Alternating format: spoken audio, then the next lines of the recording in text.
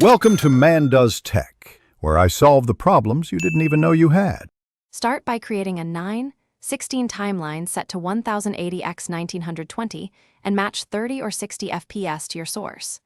You'll import clips into the media pool and immediately organize them into bins. This saves time.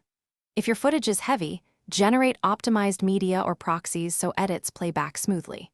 Once done, drag the primary clip to the timeline and use the trim tools to mark your intro point. Make sure to check audio levels now so you don't fix them later. On the cut or edit page, trim with precision using blade, ripple, and trim to tighten pacing. Remember, shorts must feel punchy.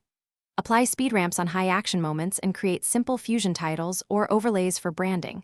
Limit complex comps to avoid export issues. For audio, normalize clips, add light compression and a -6 dB limiter to prevent peaking. Once your edits flow, color correct quickly with a single node. Lift, gamma, gain, and a film look LUT if needed. Then render in place. When exporting, pick H, 264 or H, 265 at 1080x1920 and set bitrate around 8 to 12 Mbps for a good size quality balance. Include captions or burned-in subtitles for mobile viewers and make sure your title or description contains hash shorts. Choose a clear vertical thumbnail. Once exported, play the file full screen to confirm sync, color, and bitrate artifacts. If you see audio desync or visual glitches, re-render after clearing cache and using optimized media.